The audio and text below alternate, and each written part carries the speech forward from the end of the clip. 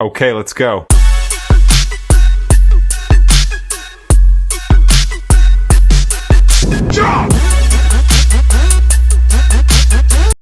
আসসালামু আলাইকুম, নতুন আরেকটি ভিডিও নিয়ে আপনাদের মাঝে হাজির হয়েছি। আর এই ভিডিওটি হচ্ছে আজ মালদ্বীপ টু শ্রীলঙ্কা। তো দেখতেই পাচ্ছেন আমি মালদ্বীপ 4 দিন ঘোরা শেষ। এখন আমি মালদ্বীপ থেকে শ্রীলঙ্কার উদ্দেশ্যে রওনা দিয়েছি। শ্রীলঙ্কা এয়ারপোর্টে ইমিগ্রেশন কমপ্লিট করে আমার ব্যাগগুলো চেকিং করা হচ্ছে। এখান থেকে আমার উদ্দেশ্য হচ্ছে আমি শ্রীলঙ্কা যাব। তো আপনাদের মাঝে কিছু ভিডিও শেয়ার করাই।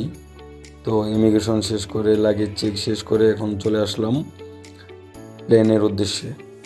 তো প্লেনে যাবার আগে আমাদের যে এয়ারপোর্টের যে মার্কেটটা, এই মার্কেটের ভিতর দিয়ে রাস্তাটা করে দিয়েছে যাতে আমরা এখান থেকে কেনাকাটা করতে পারি। আর মালদ্বীপান এয়ারপোর্টে একটা ভালো পরিমাণ বিজনেস হয়, তাই আমাদের রাস্তাটা করে দিয়েছে সবগুলার মাঝখান দিয়ে। আমরা ঘুরবো, দেখবো, কিছু না কিছু নিব। এরকম কোনো প্ল্যান ছিল না নেওয়ার, কিন্তু চারিদিকে অনেক সুন্দর সুন্দর জিনিস দেখে লোভ সামলাতে পারি না। প্রায় $200-300 মতো খরচ করে ফেললাম। পারফিউম নিলাম, একটা ঘড়ি কিনলাম, কিছু চকলেট কিনলাম। আসলে এগুলো আমার এখান থেকে নেওয়ার কোনো চিন্তা ভাবনা ছিল না, কিন্তু খুবই সুন্দর এবং খুবই পরিবেশ ভালো এবং মান ভালো, ব্র্যান্ডের জিনিসপত্র। এই জন্য এখান থেকেই কিছু জিনিস নিলাম। আপনারা দেখতেই পাচ্ছেন আমি পারফিউম চেক করতেছি। তো এখান থেকে কিছু পারফিউম নিব।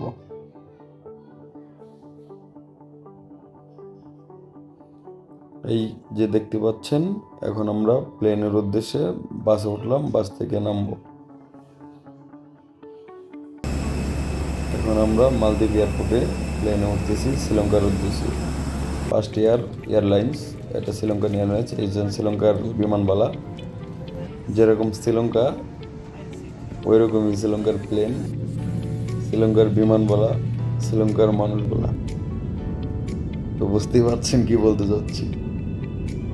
দেখতে পাচ্ছেন এখন আমাদের প্লেনটি রানওয়ে থেকে আকাশে উড়াল দিবে। তো মালদ্বীপ খুব সুন্দর একটি জায়গা, এটা না দেখলে কেউ বুঝতে পারবে না। আপনি দেখেন চারিদিকে সাগর আর সাগর। আমরা এখন এয়ারপোর্ট থেকে শ্রীলঙ্কার উদ্দেশ্যে রওনা দিলাম।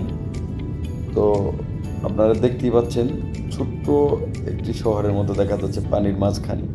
এটা হচ্ছে মালদ্বীপের শহর। তো চিন্তাই করতে পারছেন যে কতটুকু মালদ্বীপটা। তো চারিদিকে সমুদ্র আর সমুদ্র, মাঝখানে ছোট ছোট দ্বীপগুলো যে উঠছে, সেটাই হচ্ছে মালদ্বীপের। কিন্তু এটা যদি দেশ ছোট হয়, এদেশে খাবার দাবার চলাফেরা খুব শান্তি। পুরা 4টা দিন মালদ্বীপে কাটাই আসলাম। 4 দিনের ভিতরে কোনো পুলিশ রাস্তাঘাটে দেখা যায় না। কি সুন্দর ড্রাইভাররা গাড়ি চালাইতেছে নিয়ম শৃঙ্খলা মেনে, কোনো গ্যাঞ্জাম নাই, ঝগড়া নাই, চিল্লাচিল্লি নাই, খুবই ঠান্ডা। আর এই যে দেখতে পাচ্ছেন আপনারা, এটা হচ্ছে একটি দ্বীপ। আমরা যখন আকাশপথে উড়াল দিচ্ছি, নিচে সুন্দর সুন্দর দ্বীপগুলো দেখা যায়। এখানে মানুষ বসবাস করে, রিসোর্ট আছে অনেক সুন্দর সুন্দর দামি দামি। বিশেষ করে এগুলা প্রাইভেট আইল্যান্ড বলে এগুলাকে, যাদের অনেক টাকা পয়সা। আমরা তো গরিব মানুষ, এই জায়গায় থাকতে পারি না। এখানে থাকতে গেলে এক রাতে গুনতে হয় 1 লক্ষ টাকা। এখন অনেক উপরে চলে আসছে আকাশে। এখন শুধু মেঘের রাজ্যে, আর কিচ্ছু দেখা যাচ্ছে না এখান থেকে। এই যে বন্ধুরা, চলে আসলাম শ্রীলঙ্কা। উপর থেকে শ্রীলঙ্কার শহরটা আপনাদের দেখাচ্ছি, দেখেন কিরকম।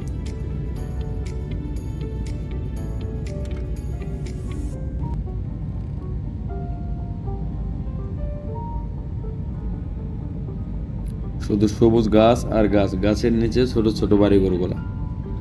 আর আপনারা যখন আরেকটু প্লেনটির নিচে নামবে তখন বুঝতে পারবেন এগুলা কি গাছ। এই শ্রীলঙ্কায় যদি আপনারা আসেন, 100টি গাছ পাইলে 90টি পাইবেন নারকেল গাছ, আর 5টি পাইবেন আপনার সুপারি গাছ। আর বাকি 5টা হয়েছে আদার্স যে গাছগুলা থাকে সেইগুলা। তো দেখতে পাচ্ছেন প্লেনটি এখন ল্যান্ড করবে।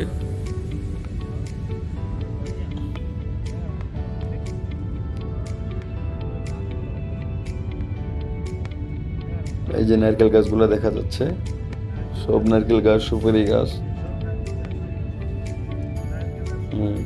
এয়ারপোর্টে চলে আসলাম, রানওয়ে দেখা যাচ্ছে।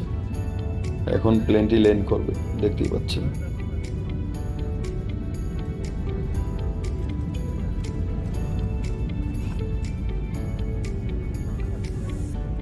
আলহামদুলিল্লাহ ল্যান্ড হয়ে গেছে চাকা এখন শ্রীলঙ্কার এয়ারপোর্টে।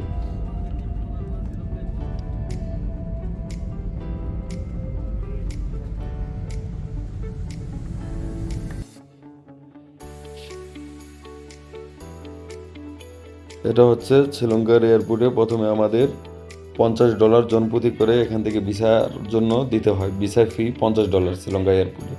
তো সেখানে $50 দিয়ে চলে আসলাম লাগেজ নিতে। এই যে লাগেজ নিয়ে আসলাম শ্রীলঙ্কা। Welcome to Sri Lanka.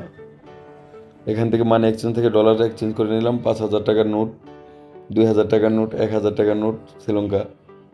এটা হচ্ছে আমাদের হোটেল পাহাড়ে, খুবই উঁচায়, প্রায় নিচে থেকে 5 তলার পরিমাণ উঁচা হবে। এতক্ষণ এই জায়গায় এই ঢাল বেগে চলে আসতে হয়, অনেক কষ্ট হয় উঠতে, কিন্তু কিছুই করার নাই। আমরা ক্যান্ডিতে গিয়েছিলাম, 2 রাত ক্যান্ডিতে কাটাবো, এই জন্য পাহাড়ের চূড়ায় উঠছি। দেখতে পাচ্ছেন আমাদের সম্বর্ধনা জানানো হচ্ছে। আমরা মাত্র আমাদের হোটেলে পৌঁছাইলাম। এই হোটেলটা হচ্ছে দ্য সুইস রেসিডেন্ট। আমরা হোটেলে পৌঁছেছি, এখন রুমে চলে আসলাম।